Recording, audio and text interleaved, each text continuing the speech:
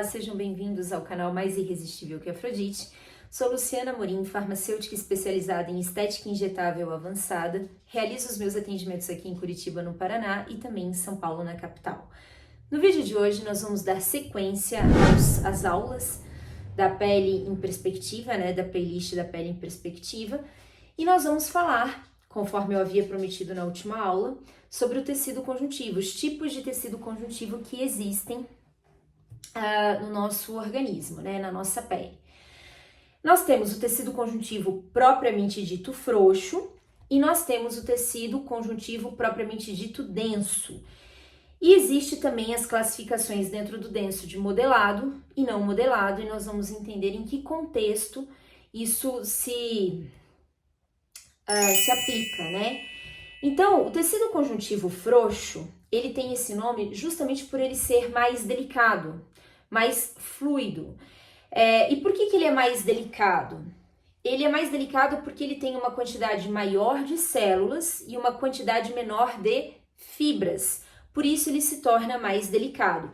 Quais são os tipos de células que compõem predominantemente o tecido conjuntivo frouxo? Nós temos aí os fibroblastos, os macrófagos, sendo as células mais predominantes nesse tecido. Ele está presente onde? O tecido conjuntivo frouxo. Ele está presente em estruturas que estão sob baixa pressão ou sob baixo atrito, dando suporte, a estas regiões. Então, ele é mais delicado, ele é mais flexível, mais vascularizado. Não é que ele é mais vascularizado, na verdade ele é vascularizado, porque o denso também não deixa de ser vascularizado. E ele tem menor resistência à atração. Então, ele está presente, por exemplo, no espaço entre as células musculares, preenchendo esse espaço. Ele está presente nas camadas em torno dos vasos sanguíneos.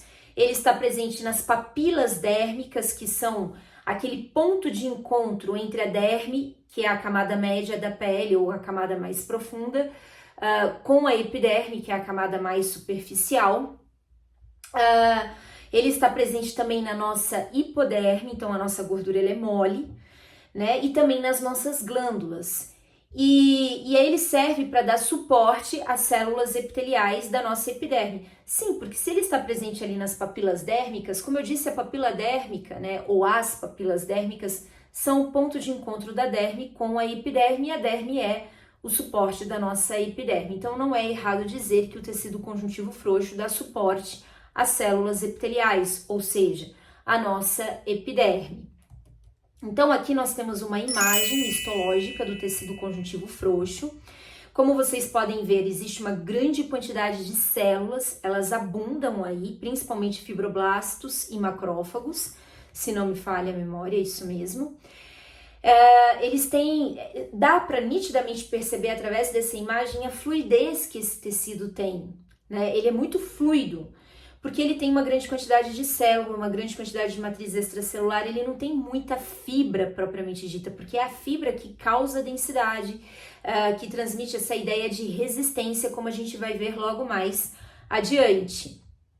E o tecido conjuntivo propriamente dito denso, ele fornece resistência e proteção aos tecidos. E por que ele é capaz de fornecer resistência e proteção?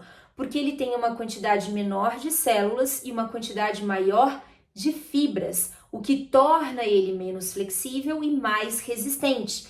Então, aqui, as fibras colágenas são as fibras mais abundantes que nós temos e mais abundantes do que no tecido conjuntivo frouxo. É por isso que o tecido conjuntivo denso, ele é mais resistente, porque ele tem mais fibras colágenas e menos células. Então, nós temos dois tipos de tecido conjuntivo denso. O tecido conjuntivo denso não modelado e o tecido conjuntivo denso modelado. E nós vamos entender a diferença entre eles. O tecido conjuntivo denso não modelado, ele é constituído por fibras colágenas em feixes que não têm uma orientação, uma direção muito bem definida.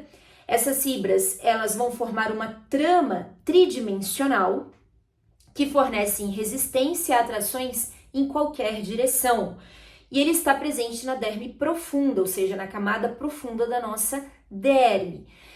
Se você pegar a sua pele, você consegue fazer uma tração nesse sentido, nesse sentido, nesse sentido, nesse sentido, sem que isso represente uma violência para a pele, né? Que ela sinta esse processo de forma muito profunda e muito dolorosa e fique ali, vamos dizer...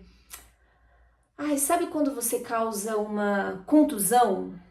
Isso, a gente não contunde a nossa pele ao fazer esses movimentos em diferentes direções, porque ela é constituída na sua camada mais profunda, da derme, por tecido conjuntivo denso não modelado, o que permite que nós provoquemos tração em diferentes sentidos sem que isso viole a pele, sem que isso cause um prejuízo para ela. Diferentemente dos grandes grupamentos musculares do nosso corpo, que são constituídos por tecido conjuntivo denso modelado. Então, ó, aqui está a imagem histológica do tecido conjuntivo denso não modelado. Dá para perceber que ele é mais denso mesmo, que aqui não é tão nítida a fluidez da imagem histológica anterior referente ao tecido conjuntivo frouxo? Então aqui, essa densidade ela é representada por essa quantidade grande de fibras colágenas que nós temos. Mas vocês também conseguem observar que elas não têm uma orientação de sentido, uma direção orientada num único sentido, numa única direção, que tá tudo assim, ó, um para lá, outro para cá, em várias direções. Então isso é uma imagem histológica de um tecido conjuntivo denso não modelado, que é característica da camada profunda da nossa derme, que permite a tração em diferentes sentidos, sem que isso represente para ela uma violação, né, um prejuízo. Agora, o tecido conjuntivo denso modelado, ele também é constituído por feixes de colágeno, mas esses feixes de colágeno, eles se encontram paralelos entre si, ou seja, muito bem orientados entre si, alinhados aí aos fibroblastos. E eles vão responder à tração sofrida num determinado sentido. Então, quando você vai para a academia, você não faz atividade física de qualquer jeito, a musculação de qualquer jeito. Existe uma maneira correta de hipertrofiar a musculatura, até porque se você fizer diferente disso, você vai lesionar o músculo, né? Por quê? Porque ele é constituído por tecido conjuntivo denso modelado, onde os feixes de colágeno estão muito bem orientados. E esse sentido ele tem que ser obrigatoriamente respeitado, porque se ele não for respeitado, quando uma tração é provocada nele, você sim, nesse caso, gera um prejuízo ao tecido. Então, aqui os fibroblastos vão determinar a orientação desse sentido, dessas fibras colágenas. Aonde que está presente o tecido conjuntivo denso modelado? Nos tendões, né? Que tem pouca substância fundamental entre as fibras colágenas. Os tendões servem para conectar os músculos aos nossos ossos e são estruturas alongadas e cilíndricas em sua composição. Então aqui nós temos uma imagem histológica do tecido conjuntivo denso modelado, mostrando como essas fibras colágenas estão muito bem organizadas, muito bem orientadas e paralelas entre si. Essa organização é promovida pelos próprios fibroblastos. Elas não estão em sentidos completamente opostos, diferentes e aleatórios, como a gente viu na imagem histológica do tecido conjuntivo denso não modelado.